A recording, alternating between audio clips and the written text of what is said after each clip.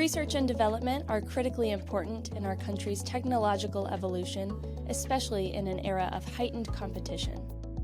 In this interview, I spoke with Alka Bhave, Chief Operations Officer of Riverside Research, an independent national security nonprofit, to find out where the country's R&D efforts are focused and which emerging needs are most urgent. Alka's previous experience notably includes time at Perspecta, now Peraton, and Lockheed Martin. If you enjoy this video, please like, share, subscribe, and turn on notifications. Also, we'd love to hear from you. If you have a question for the leaders of GovCon, please drop a comment below or email studio@executivemosaic.com.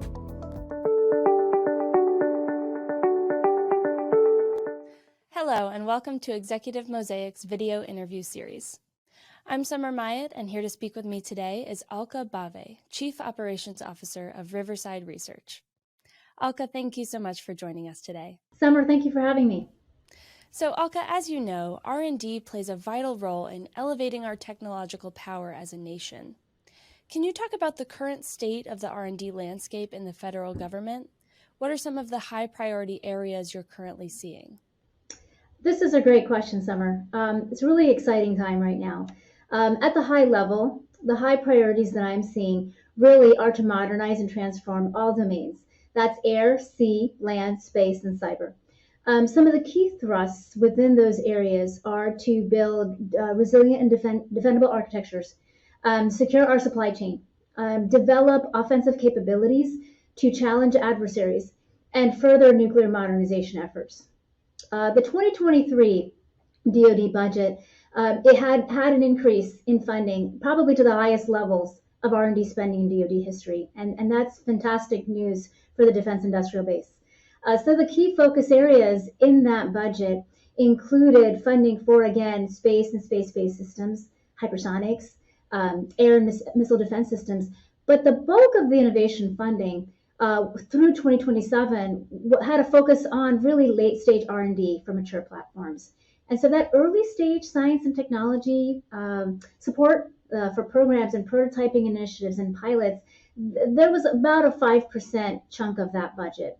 So this is where the private sector comes in. Nonprofit scientific research and development companies like Riverside Research invest their own profit into furthering technologies and innovation. So I'm curious, what's the most challenging aspect of transitioning from R&D and prototyping, like we were just talking about, to actually fielding a new technology or solution? Adoption. That adoption of that technology is really, really critical, and ensuring that the technology makes it into the hands of those that really need it. Actual impact to the mission and to the folks that need it is critical. We don't want to develop something that will never get used or make life easier. That ensures correct focus on capabilities and technologies. Now, for government customers, this is a little bit more complex, as the technology may be created and prototyped and funded by one entity and then introduced as a program of record as part of an acquisition lifecycle for another entity. So that complexity makes it a little bit harder, but really getting the voice of that end user customer is critical. Clearly understanding their end needs and how they would employ that R&D technology is critical to that adoption. We talked a little bit about the DoD's priorities coming up in 2023.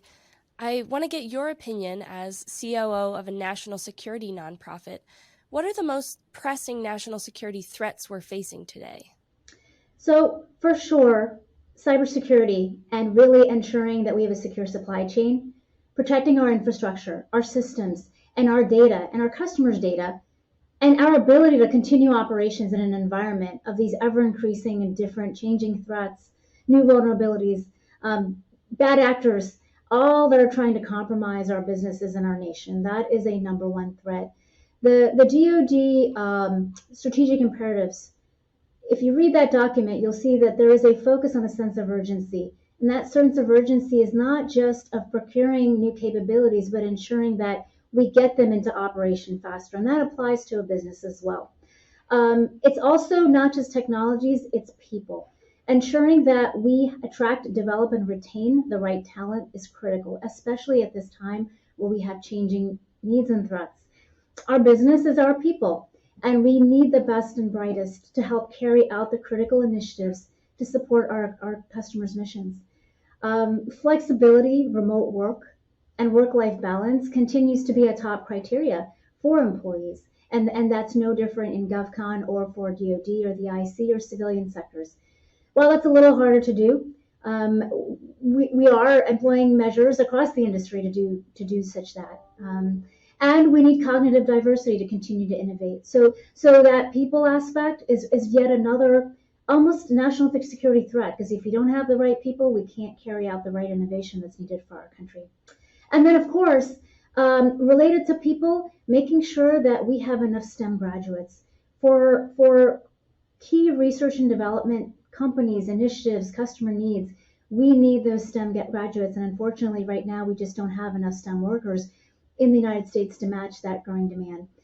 That's certainly a problem for Riverside and for our country. And so that outreach and ensuring that our next generation follows suit and follows that path is really critical and is a top priority really for me and for the company.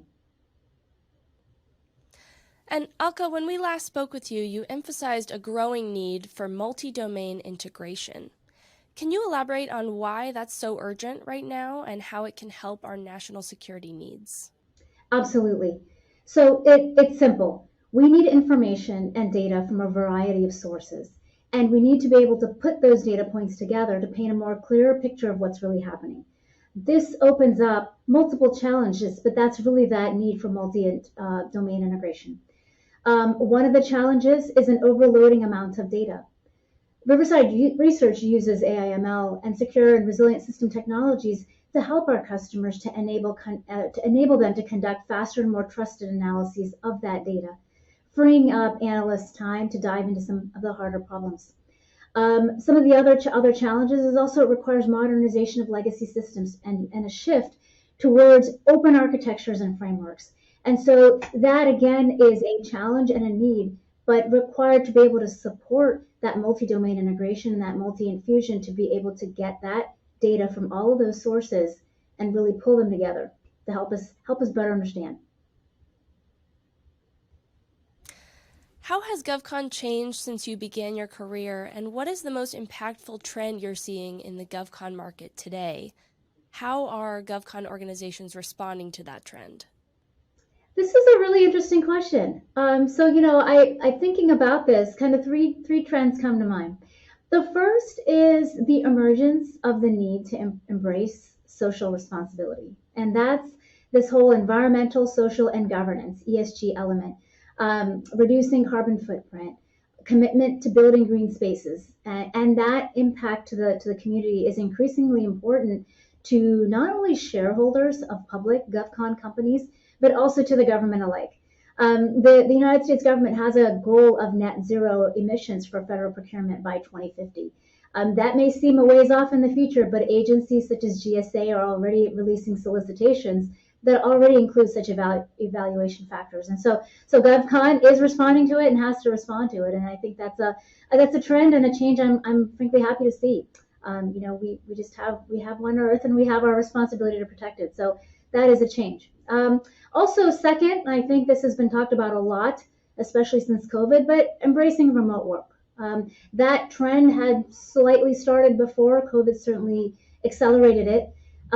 This was by exception in GovCon before, generally, and for obvious reasons, sometimes because likely the work can't be done outside secure spaces, but most because it was a change in mindset, and that mindset is shifted quite a bit.